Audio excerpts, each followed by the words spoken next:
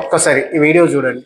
ये ऐसे नहीं होता मित्रों, मैं शासन में बैठा हूं, मुझे मालूम है इस प्रकार से रुपया इतनी तेजी से गिर नहीं सकता। अरे ये नेपाल का रुपया नहीं गिरता है, बांग्लादेश की करेंसी नहीं गिरती है, पाकिस्तान की करेंसी नहीं गिरती, श्रीलंका की करेंसी नहीं गिरती। क्या कारण है हिंदुस्तान का रुपया पतला होता जा रहा है? ये जवाब देना पड़ेगा आपको, देश आपसे जवाब मांग रहा है। మేము అదే అడుగుతున్నాం సార్, క్యూ గిర్ రా హై, క్యా కారణ్ హై రూపాయ గిర్నే కా?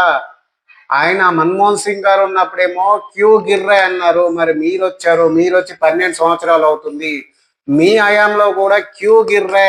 దాదాపు 60 ఏళ్లకు పైగా పాలించిన కాంగ్రెస్ ప్రభుత్వంలో రూపాయి విలువ 63 వరకు ఉంది. 2014లో 63, మరి ఇప్పుడు 95 రూపాయలు.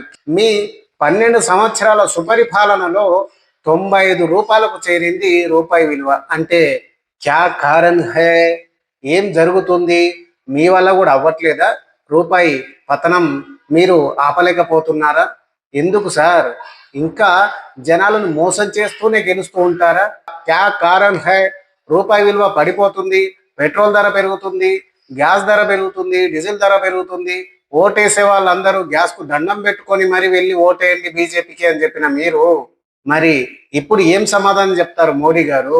మీ అంధభక్తులేమో రూపాయిని డాలర్తో ఎందుకు పోలుస్తారు అని అడుగుతారు. మరి మీరేగా సార్ డాలర్తో పోల్చి చెప్పింది 2014లో. ఇప్పుడు పోలిస్తే తప్పైందా? మందిది సోమవారం, మనది మంగళవారం అంటే ఎట్లయితే సార్? కలవదు కదా అట్లా. మీరు చెప్పిన మాటని క్యా కారణ్ హై రూపాయ వాల్యూ గిర్ రా, మేము కూడా అదే అడుగుతున్నాం సార్, క్యా కారణ్ హై? మీరు సాకులు చెప్పినట్టే వాళ్ళు సాకులు చెప్తారు. అది కాదు కదా దేశానికి కావాల్సింది. రూపాయి విలువ పడిపోతుంది అంటే దేశం ఆర్థికంగా బలహీన పడుతుంది అని అర్థం. మోడీ గారు అధికారంలోకి వచ్చి దాదాపు 12 సంవత్సరాలు కావస్తుంది. ఈ 12 సంవత్సరాలలో రూపాయి విలువ కేవలం మోడీ హయాంలోనే 32 రూపాయలు పడిపోయింది. కాంగ్రెస్ పాలించిన 60 సంవత్సరాలలో 63 రూపాయలు పడిపోతే, మన ప్రియతమ మోడీ గారు పాలించిన 12 సంవత్సరాలలోనే, కేవలం 12 సంవత్సరాలలోనే 32 రూపాయలు పడిపోయింది. ఒక్కసారి ఆలోచించండి, ఏం జరుగుతుంది దేశంలో? కేవలం ఇలా మత రాజకీయాలు, కుల రాజకీయాలు చేసి అప్పడు పుడతకు పబ్బం గడుపుకునే వాళ్ళకు ఓటు వేయకండి.